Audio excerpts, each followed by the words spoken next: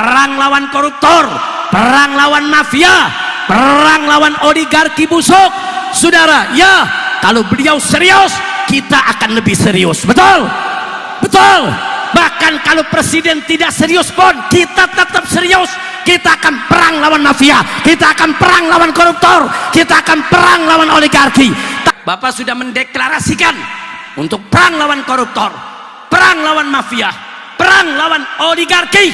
Kami, para habaib, para ulama, para tokoh, para aktivis, para pimpinan ormas-ormas Islam siap berada di garis paling depan. Isu mengenai cucu bodong terus dikomentarkan dan terus dilontarkan oleh para orang-orang yang tidak menyukai terhadap klan Habib Ba'alwi. Klan Habib Ba'alwi yang seakan menutup diri bahwa nasabnya semakin dijugalkan hari demi hari, semakin tidak enak tidur, sahabat beriman semua.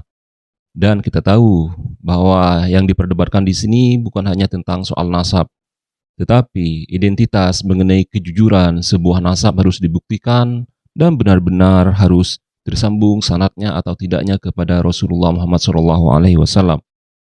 Dan kita tahu ketakutan-ketakutan yang ditimbulkan oleh pembatal nasab yaitu Kiai Haji Maduddin Utsman Al-Bantani semakin hari semakin dirasakan oleh klan Habib Ba'alwi.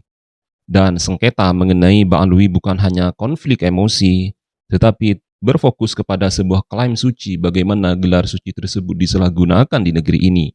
Dan sebagai sebuah pembuktian, maka klan Habib Ba'alwi harus berani untuk melakukan tes DNA secara massal dan tidak bisa ditawar-tawar. Dan mengenai suatu sisi bahwa Ba'alwi adalah bernasab kepada Nabiullah Muhammad SAW melalui gelar sucinya yaitu Al-Habib, memang tidak bisa diperdebatkan di Indonesia.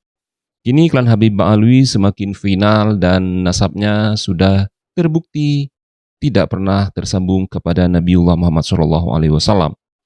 Di satu sisi, nama Ba'alwi yang semakin populer di Indonesia mendapatkan sorotan tajam. Siapa sebenarnya yang bermain-main di belakang Habib Ba'alwi?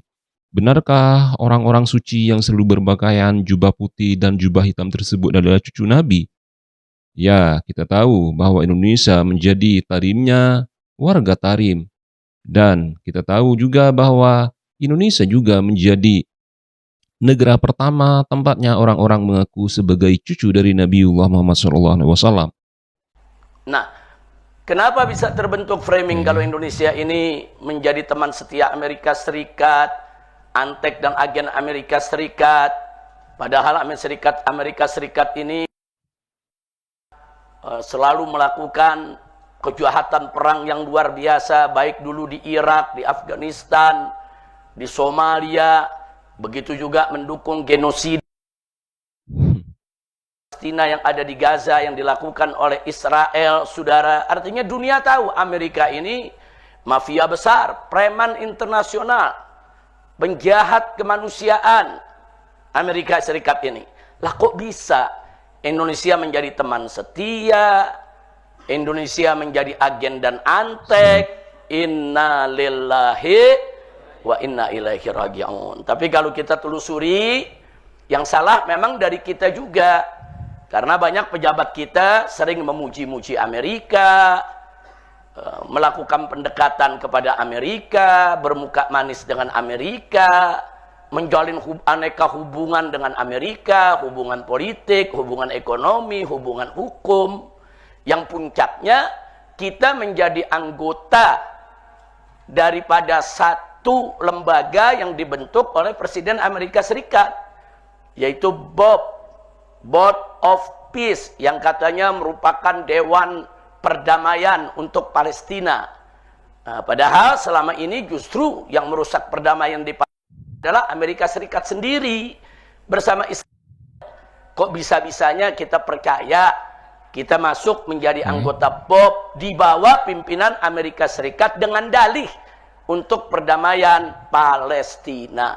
Nah, tiba-tiba sekarang terjadi kejahatan besar lagi. Amerika Serikat bersama Israel menyerang habis-habisan, yaitu negara Iran yang berdaulat. Yang memulai perang adalah Amerika dan Israel. Iran nggak pernah mengganggu negara lain. Iran nggak pernah memulai perang. Nah, ini menjadi persoalan besar. Nah, akibatnya apa? Baru kita masuk di BOP, bermesra-mesraan dengan Trump, Bahkan sampai Israel ikut masuk dalam lembaga tersebut. Tahu-tahu dua negara jahat ini melakukan kejahatan perang lagi. Nah, jadi jangan kaget kalau saat ini Indonesia dianggap blok Amerika, teman setia Amerika, bahkan antek dan agen Amerika Serikat.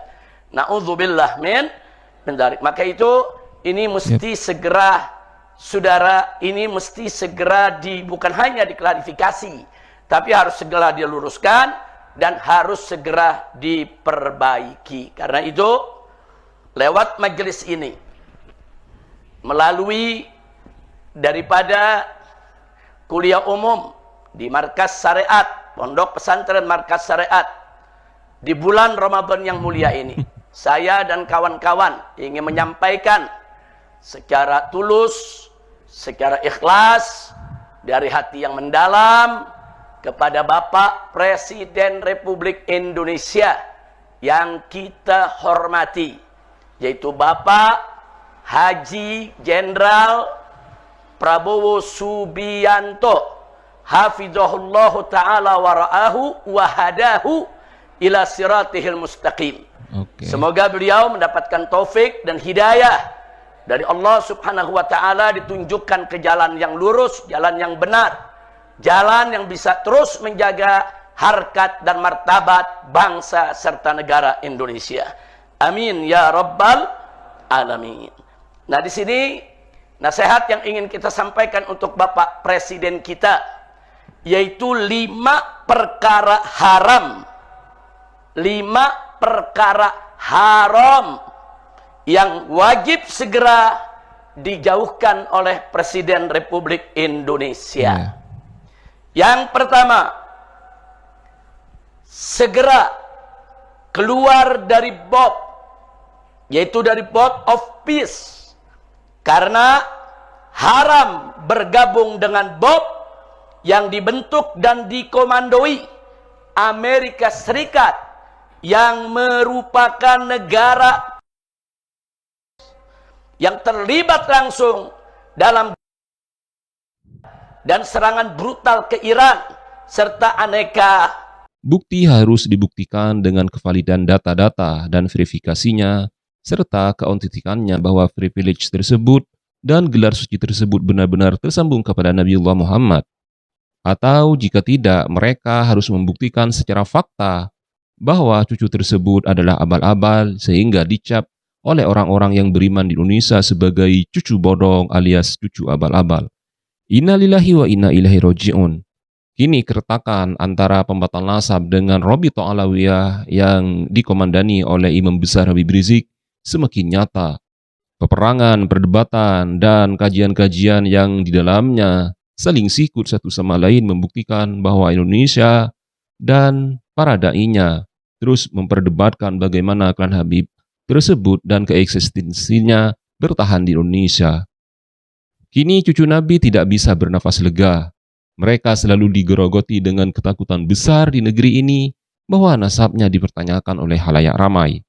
Dan kini masyarakat semakin sadar bahwa Bang Alwi bukan lagi menjadi cucu dari Nabiullah Muhammad SAW. Ya, kalau memang betul, kenapa mereka harus takut untuk melakukan tes uji DNA? Benarkah tes identik tersebut selalu ditakuti oleh klan Habib Bang Alwi adalah jalan terakhir untuk kemudian menjadi dinyatakan bahwa tes DNA adalah benar-benar kevalidan datanya adalah asli? Ya, tentunya tes DNA tersebut adalah tes darah yang menandakan bahwa genetik seseorang tersambung atau tidaknya melalui 15 keturunan ke atas dan ke bawah, sahabat beriman semua. Ketakutan-ketakutan yang diklaim menjadi pemicu utama bagaimana keretakan-keretakan di Indonesia menimbulkan tanggung jawab dan tanya-tanya dan pertanyaan besar di Indonesia memang selalu dikaitkan bahwa Habib-Habib tersebut tidak pernah tersambung sanadnya dan nasabnya kepada Nabiullah Muhammad SAW. Kejahatan perang lainnya di Irak dan Afghanistan. Yang kedua, segera batalkan rencana pengiriman Tentara Nasional Indonesia, yaitu rencana pengiriman TNI ke Palestina di bawah komando Amerika Serikat. Karena haram kirim TNI ke Palestina hanya untuk kepentingan Amerika Serikat dan Israel. Kemudian yang ketiga, segera batalkan perjanjian dagang yang tidak setara antara Indonesia dengan Amerika Serikat yang sangat merugikan bangsa dan negara Republik Indonesia. Bahkan merupakan penjajahan dan penindasan dalam bidang ekonomi, hukum, dan politik, sehingga haram Indonesia yang berdaulat takluk kepada hawa nafsu Amerika Serikat. Kemudian yang keempat, segera putuskan hubungan apapun dengan Amerika sebagai sanksi atas kejahatan perang mereka, serta keluarkan pernyataan, segera keluarkan pernyataan sikap yang tegas dan keras mengutuk serangan Amerika Serikat dan Israel ke Irak, karena haram Indonesia diam terhadap kejahatan perang yang dilakukan oleh Amerika Serikat dan Israel terhadap Iran. 5. Segera stop masuknya makanan dan minuman serta produk haram apapun dengan dalih bagaimanapun serta dari negara manapun ke Indonesia, karena haram membiarkan makanan dan minuman serta produk haram apapun beredar di tengah masyarakat Indonesia yang mayoritas Islam. Itulah 5 perkara haram yang kita sampaikan kepada Bapak Presiden kita yang tercinta. Semoga beliau bisa, yaitu kini retaknya sudah mulai terasa dan semakin banyak yang sadar bahwa yang mereka hormati selama ini adalah cucu bodong alias cucu abal-abal yang selama ini selalu memberikan sebuah kebenaran palsu di Indonesia. Dan di setiap kali pertanyaan ditolak dengan emosi, kecurigaan di situ mulai tumbuh, dan justru dengan kecurigaan tersebut menjadikan fatwa bahwa Bang Alwi semakin dijungkalkan oleh para pembatal nasab, khususnya Kiai Haji Maduddin Usman yang semakin populer dengan tesis karya ilmiahnya, yaitu S2-nya yang telah ditempuh dan telah dianugerahi kepada Kiai Haji Maduddin Usman tersebut. Gelar suci yang selalu menisbatkan nasabnya kepada Nabiullah Muhammad SAW di Indonesia semakin dipertanyakan, dan rekayasa-rekayasa yang telah dibuktikan bahwa perdebatan tentang Ba'alawi sebenarnya tidak ribut karena suatu kebencian, tetapi karena pertanyaan yang terlalu lama ditunda, benarkah nasabnya tersambung atau tidaknya kepada Nabiullah Muhammad SAW. Mungkin inilah inti sengketanya, bahwa bukan soal siapa yang benar atau salah, tetapi kejujuran yang selalu difatwakan oleh Habib-Habib asal Tarim Yaman. Mereka melakukan syariat dan mereka selalu memberikan kewajiban-kewajibannya kepada para jemaahnya, bahwa Indonesia akan menjadi tarimnya warga Tarim. Inna lillahi wa inna ilaihi raji'un. Polemik yang mendera mengenai kuburan-kuburan dan makam-makam yang Indonesia memang tidak luput dari klan habaib juga, sahabat beriman semua.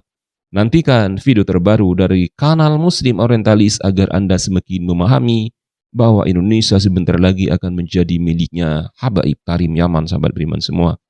Tuliskan komentar Anda dan jangan lupa bagikan dan share video ini sebanyak-banyaknya kepada kerabat, kolega, dan famili Anda. Saya doakan hajat Anda terkabul.